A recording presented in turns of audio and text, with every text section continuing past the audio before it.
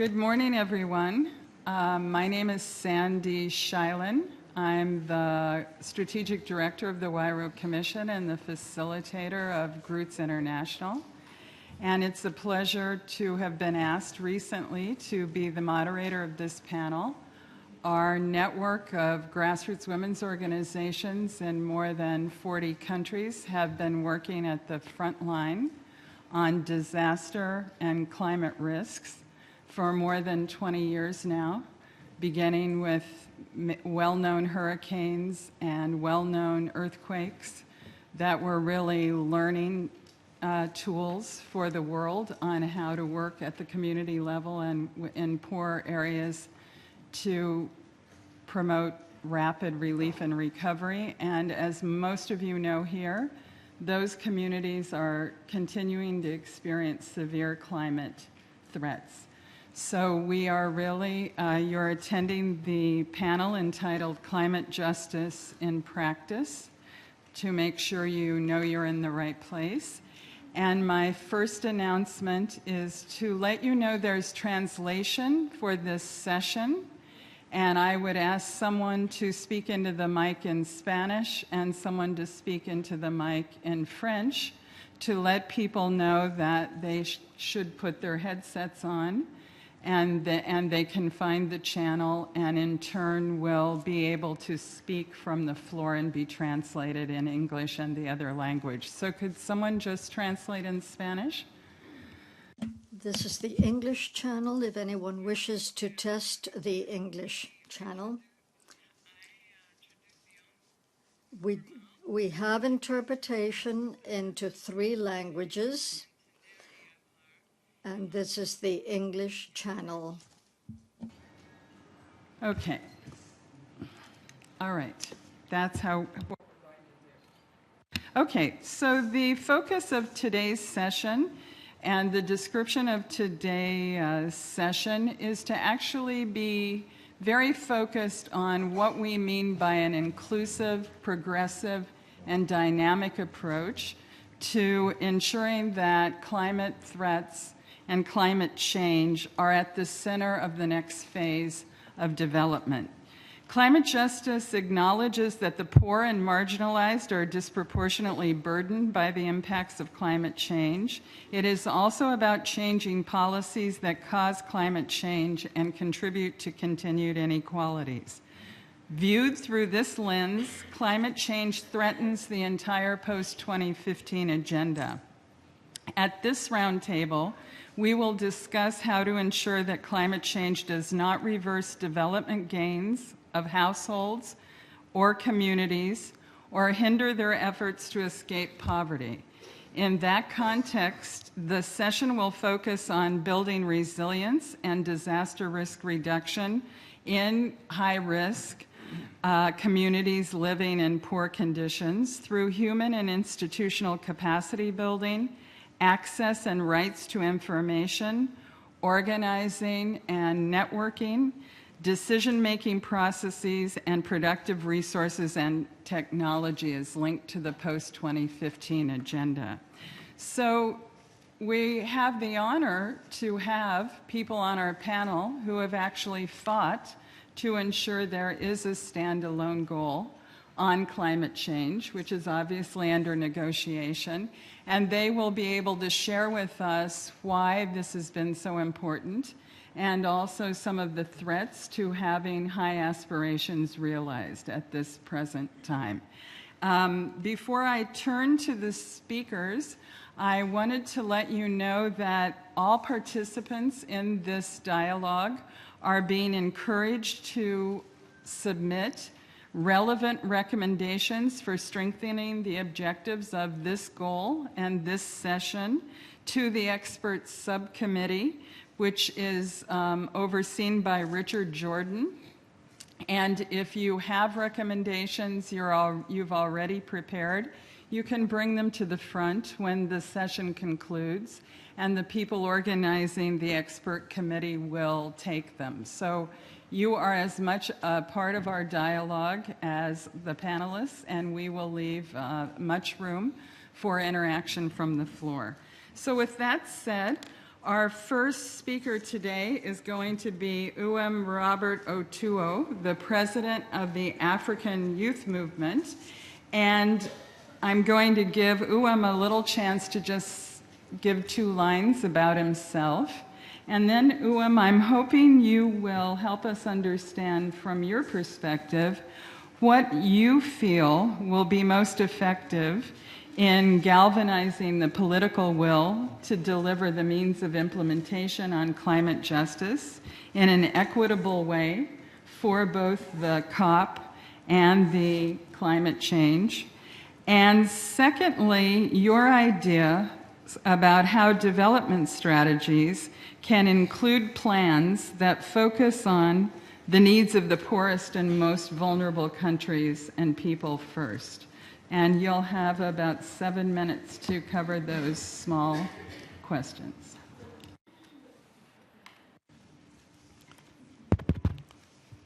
Thank you very much, moderator. It's my honor to sit here to interact with my distinguished colleagues on the panel and all of you. Like you have heard, the African Youth Movement prides itself on bringing the voice of local people, rural people to the front burner. And we also pride ourselves in making sure that development is equitable. Resources must be made available to all. And so I will speak from the perspective of climate justice vis-a-vis human justice. Believing so much that he who comes to equity, which is justice, must come with clean hands. And so the African Youth Movement has been involved on processes toward disaster risk reduction, has been involved in trying to assist in the development of the post-2015 IOGO framework for action HFA. And this might actually be my last outing with them because my tenure is almost running out. So I want to use the best of this opportunity. And in response to the issues raised vis-a-vis political will for climate justice, we believe that this common but differentiated responsibilities is an approach that is workable. Workable in the sense that those who pollute our environment, the rich countries who emit these gases must have a higher share of the burden to clean it up. We think that climate justice is necessary to assist us, all of us, to bequeath to the generations yet unborn a future. Climate change is real, and the consequences are real as well. So one of the things that can assist us in negotiating for climate justice is owning up to our responsibilities. Today we have climate refugees, people who have been forced out of their homes as a result of climate change. And most rich countries do not want to accept these climate refugees because they are telling us that 1951 UN Convention on Refugees does not include climate change. This is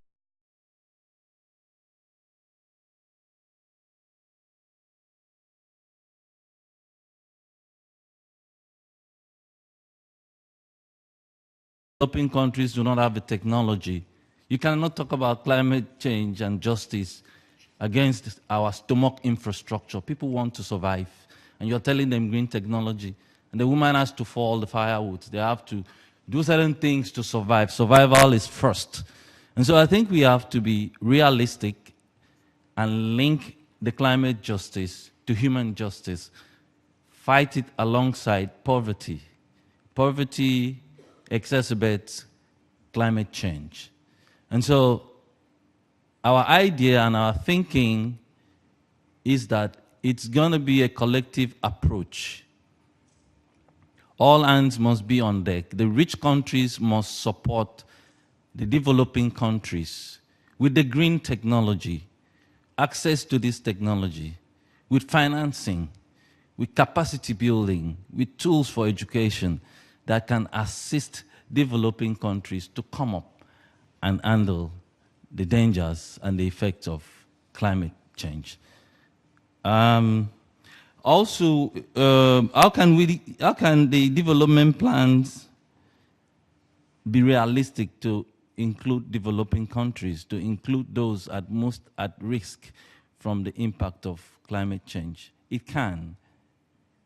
When the Millennium Development Goals started, it looked so far. It looked a distant dream. But today, we've seen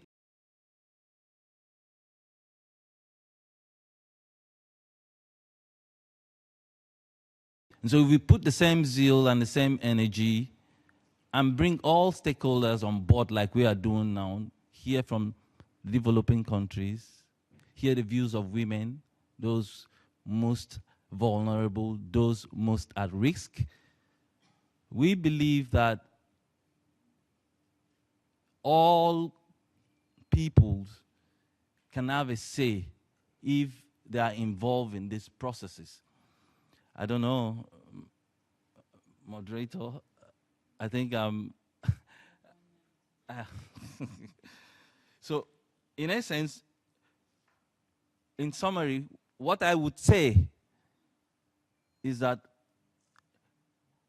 climate justice must have, or climate change must have a human face. People that pollute our environment the most must pay the most. They must put in more effort. The small island developing countries, the poor countries are suffering the impact of climate change, floodings and all that. They didn't cause it. So when they run to you for help, you should help them. So it has to be a human face approach, and that will make it work.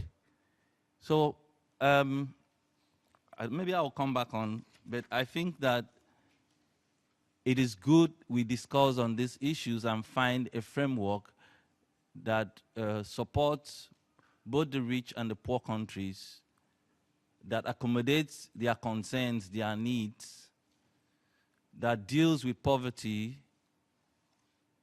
and climate justice will stay, will come to be, and everybody will smile. And then, like the UNEP report, for instance, for my country, told us that Shell has to pay a lot of money for polluting our environment. But have they done it? How can we implement these things? How can we enforce these rules? And we told them, we said, we need justice, but justice has to be equitable on a platform of equity. And so we say, set up court of justices across the globe. Africa Court of Justice, Europe Court of Justice, America Court of Justice, so that those that pollute the environment in Africa will be tried under the laws of Africa. Yes. And that way, we can now be sure that we can send a deterrence to others that do businesses, both our own people that collude, because there's a lot of issues. You talk about transparency, you talk about accountability, you talk about corruption. All these things are linked up and must be dealt with in a holistic manner.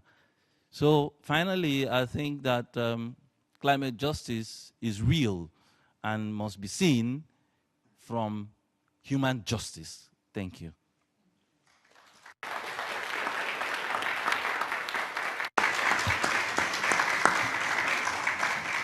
Thank you, Uwem didn't mention, but you may have detected he's based in Abuja, Nigeria.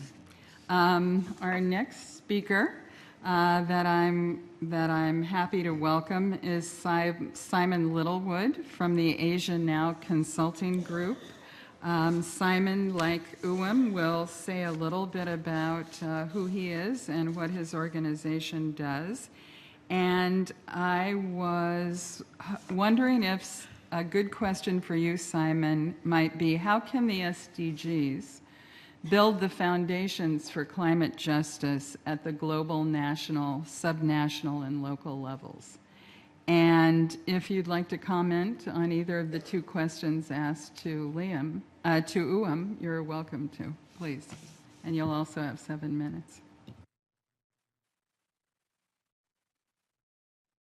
From London in the UK, where I started out doing environmental investing and consulting back in the late 1980s, and have been in the industry ever since, focusing more on the finance side and the transfer of technology into various markets.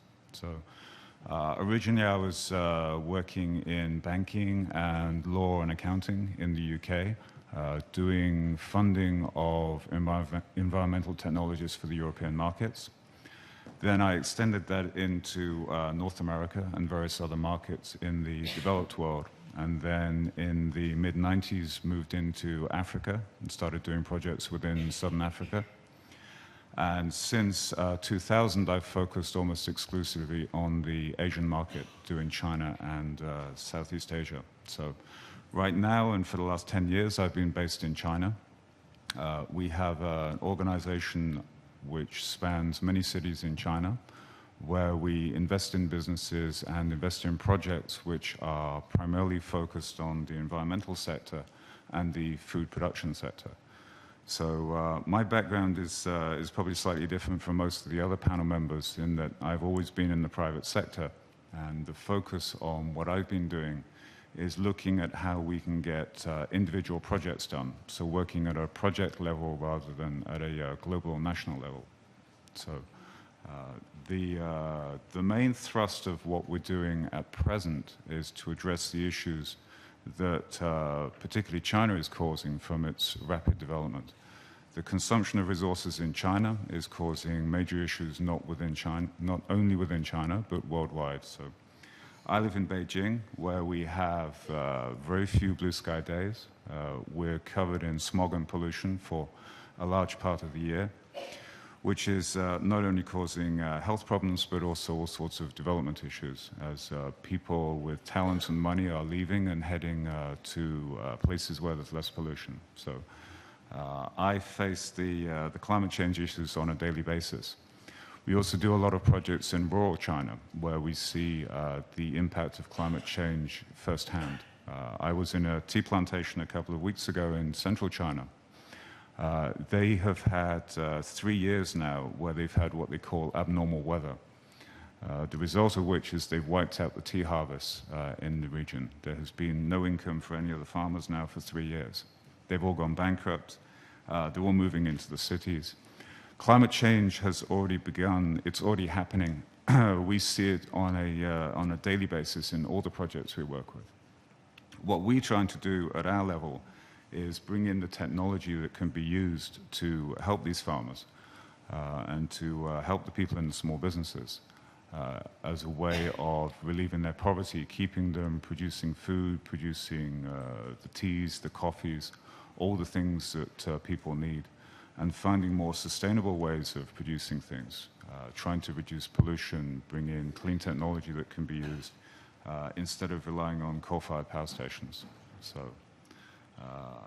the big issue which my fellow panelists here raised is the cost of technology. And one of the things that hopefully we can talk about on this panel is how do we actually get the technology which has largely been developed in the wealthy nations so that it can be applied in emerging markets, which is where the real need is. Thank you. Thank you, Simon, very much. So clearly, access to technology and technology transfer that's affordable is emerging as a theme from two of our panelists. Our third speaker is Shi Gui.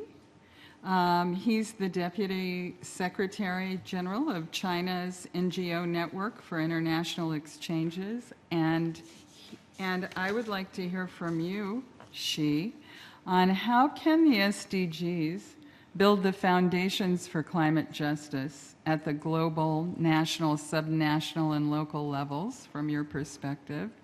And then secondly, how also you feel development strategies can best pursue and incorporate pro-poor adaptation approaches. Thank you. Say something about yourself. Sure. Thank you, Chair. And dear friends, dear colleague panelists, it's really been a great pleasure for me to exchange views and information with all of you today on the topic of climate justice. First, a few words about myself and my organization. I come from the China Network for International Exchanges, which is the largest confederation of NGOs in China. We are engaged mostly in promoting international exchanges with all countries, developing countries in particular. And we have about 70 member organizations by that. I mean, all of them are national organizations, and many of them are involved in environmental protection or in tackling climate change. We also have individual members of our network. So mainly we engage at the level of our network. We mainly engage in international exchanges, but our member organizations have done a lot in tackling climate exchange and protecting the environment. So that's something about myself and my organization. With regard to the questions just now raised by the moderator, the first one is how the SDG can develop or can reflect climate justice. In my view, climate justice is a concept that was ignored or was neglected by the MDG. Of course, it was mentioned in the document, and during the implementation of the MDG, there were some elements in tackling climate change. However, there was not sufficient emphasis on the climate change, as we have growing more and more affected by the climate change, like Mr. Littlewood just mentioned. In Beijing, we have been affected by the climate change on a daily basis. The smog, the pollution of water, of rivers, and even in terms of food security, that has become a problem. So I think when we began formulating the post-2015 development agenda, we must take into full account of the effects or the elements of climate change. However, on the other hand, I don't think climate change itself can solve all the problems or by tackling climate change. In terms of climate justice, that's, as Mr. Otto just mentioned, is a historical legacy, kind of legacy, the climate justice, because different countries are in different phases of development. Maybe I personally think that the current climate change or the issue of climate change may have been a recurrence of such climate change effects, maybe 1 century ago or more, when the first industrial revolution began. However, as we are now developing in a more sophisticated way, and now we are more capable technically in tackling climate change effects, I think there's something that needs to be done by all the international communities and stakeholders. One is that historically, it was the developed countries who was first developed, but also it had experienced a development path that was based on energy consumption or environmental pollution, which eventually caused the climate change. So that is a kind of a historical legacy, and this should be recognized, at least, by the developed countries. In this sense, the developed countries owe not only the developing world, but the entire world, owe the world something to be repaid. Maybe not in monetary terms, not in material terms. Its awareness is very important. Number two is that since industrial revolution and the development of industries, of modern technology, there are more capabilities, I mean, both monetarily, fiscally, and technologically. This means the large corporations, the multinationals, they have the resource, they have the technology to tackle the climate change effects, which is also part of the climate justice, not only by words, but more importantly, by actions. So they need to invest or to input more into the easing of climate change effects in all parts of the world, not only in the developing world, but also in elsewhere, in the developed world as well. And finally, I think international cooperation is very important. By international cooperation, I mean, it's not a handout. It's not a giveaway from anyone to anyone else. It is an equitable, it is on an equal basis and mutual benefits. It's a win-win solution. So only in that way, when countries, corporations, and individuals, they can sit together and seek for solutions on an equal footing, there will be a final solution. And also, I think most importantly, all countries, not only developed countries, but also the developing world, need to remember the proverb that God only helps those who help themselves. So only by receiving aid, or only by receiving technical assistance, cannot solve all the development problems. So every country, I mean every individual, even in your personal development, it is more important for yourself or for your own, for yourself to come up with your own solutions, because there's no one single solution that fits all. Thank you.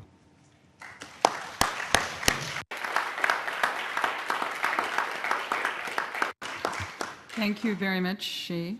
We have two additional speakers, and as I turn to my left, we're going to be speaking with colleagues who have focused a lot on the question of the how and why of galvanizing political will to deliver the means of implementation in an equitable way in both the climate change process, in the COP, and in the SDGs themselves.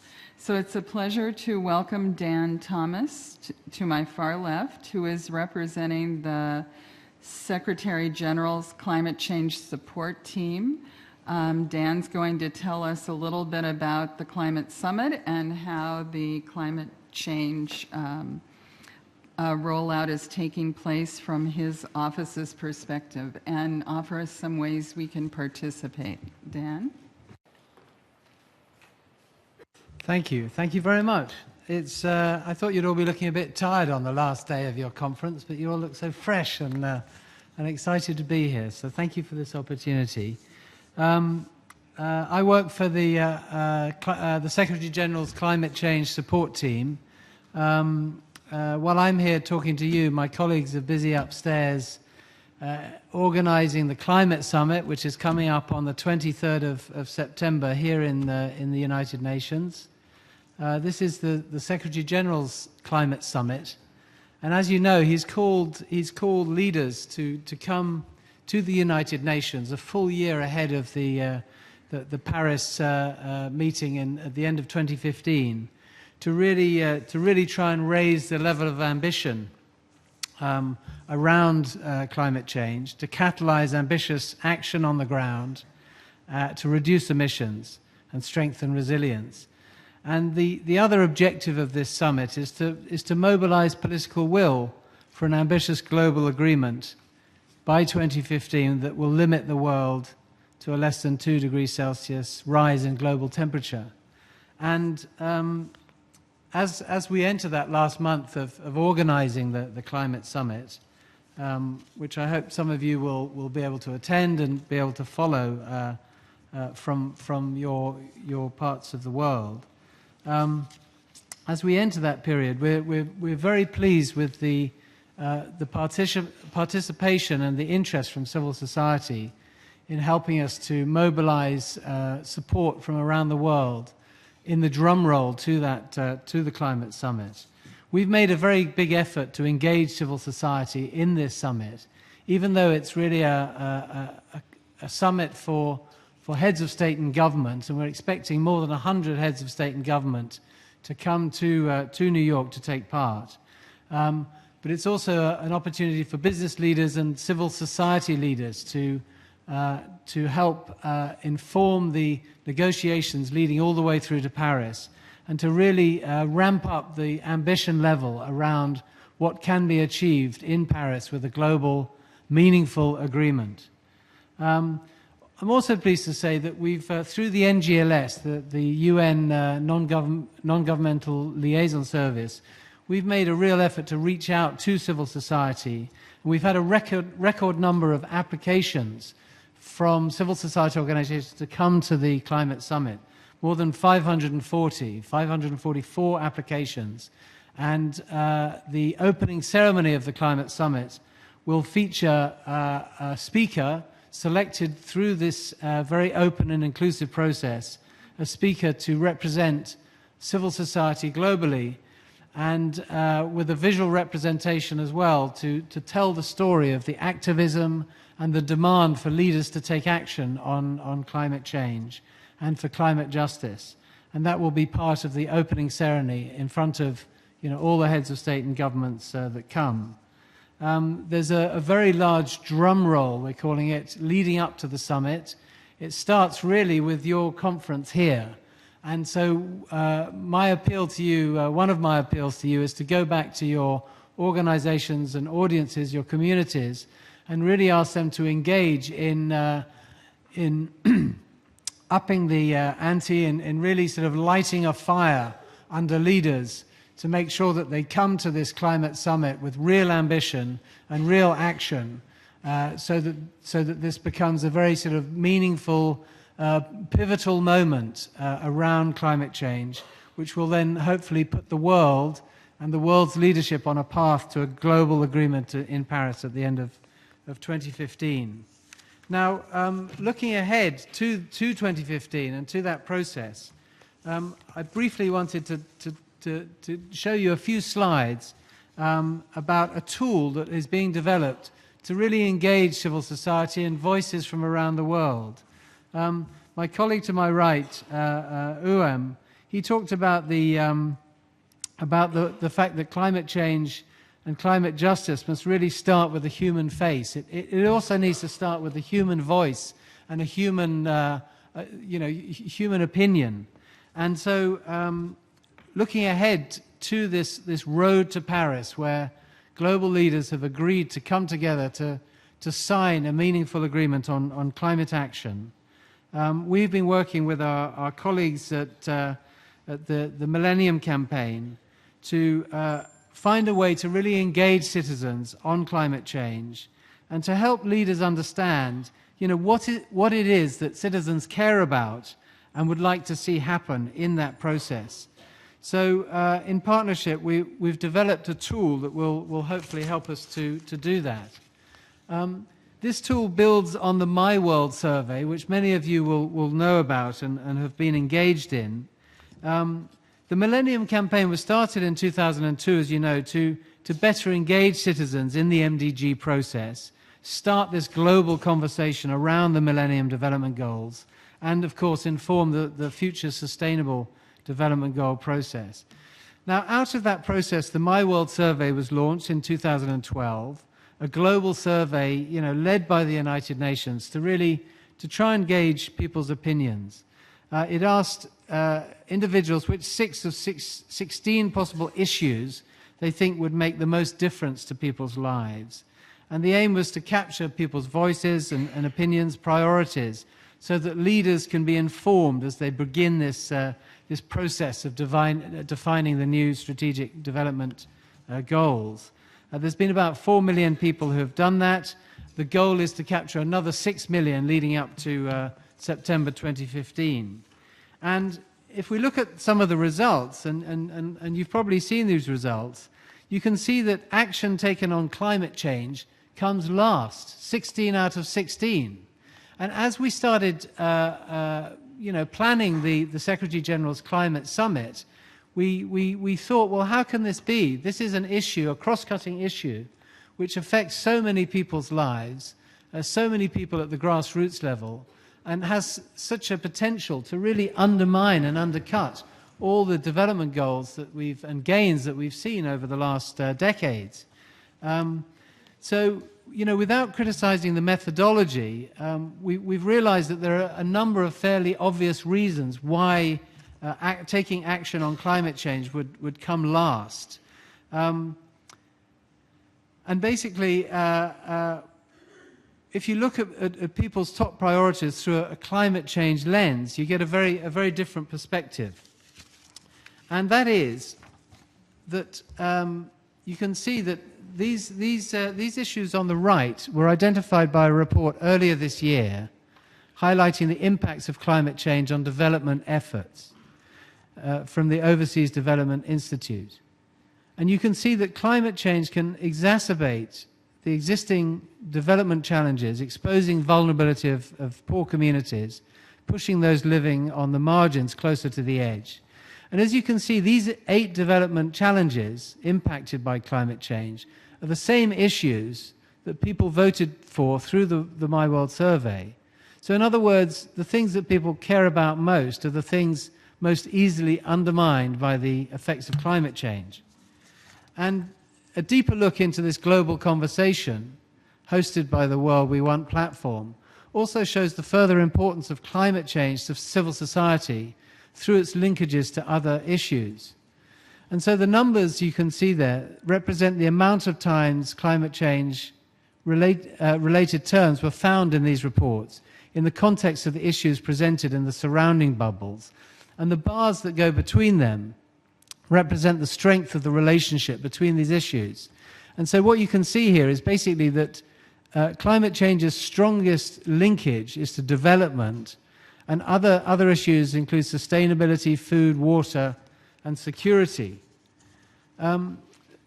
Very briefly, the My World results are already influencing the global agenda. The SGs referred to the fact that protection against crime and violence was ranked high by respondents.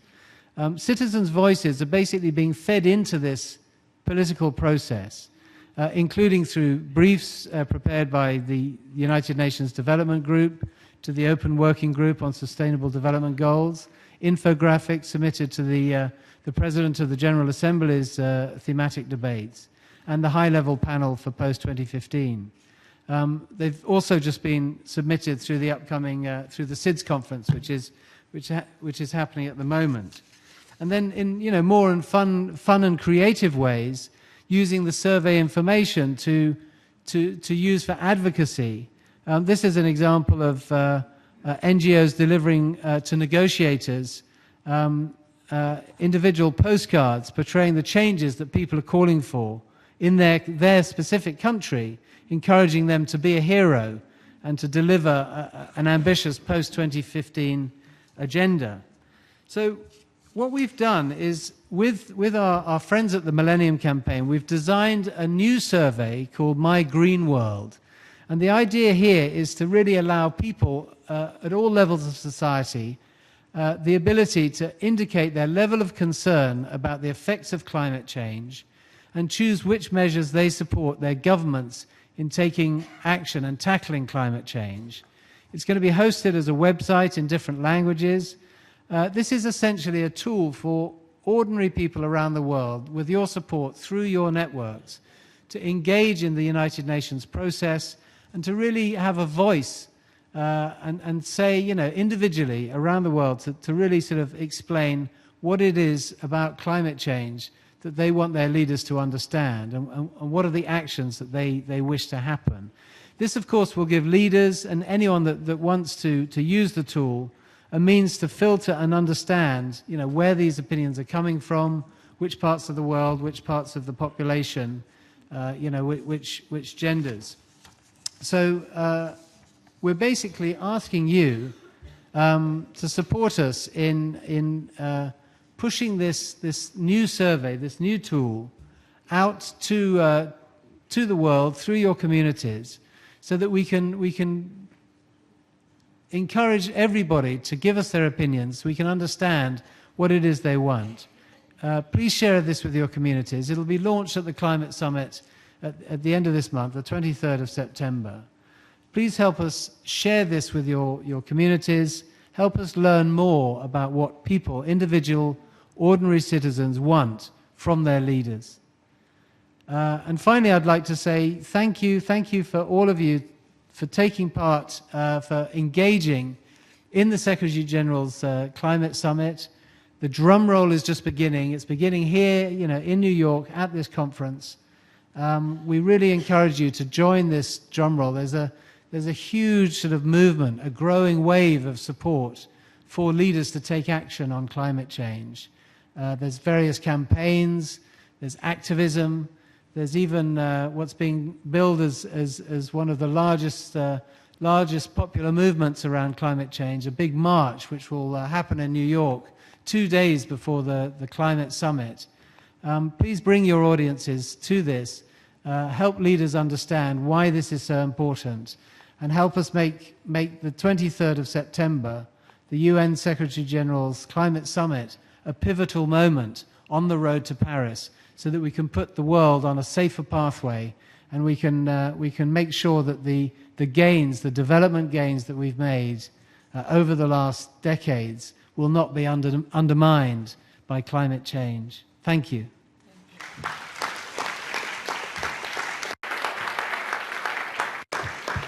Thank you very much, Dan, for sharing that very practical information and also information about the Climate Summit.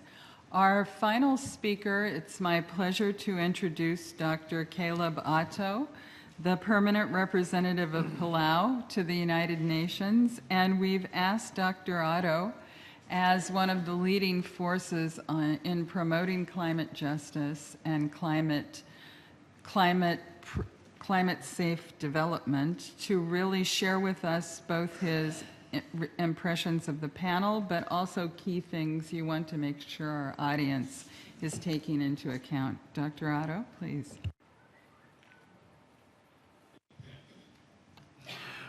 Thank you very much, Madam Moderator, and good morning to you and the panelists, and most of all, good morning to all of you, distinguished colleagues this morning. I'm particularly very happy to be with you this morning because this topic that we're talking about is very close to my heart at many levels. First of all, I want to congratulate you and for your meeting for the last 3 days, and I wish that you had success. And I would like for you to leave New York with some very concrete recommendations to take for your work in your communities. I'm especially thankful to be with you, the NGOs, the civil society, because I truly believe that much of the work that needs to be done can actually be accomplished with your help. The governments, of course, have their responsibilities as governments, but it's really the civil society that is the voice and the conscience of the people and the government. So I take my hats off to you, and I wish you success, and I would like for you to consider the representatives in New York as your allies here, as your voices for the issues that you want to bring forward in your communities. By way of introduction, I am a physician, and so I have been very involved pretty much all of my life in the issues of justice for people, the justice for the poor, the justice for the voiceless, the justice for the weak. So in my work, I have been advocating for the rights of infants to have breast milk as their best food for them, and to fight against the baby food industry. I have been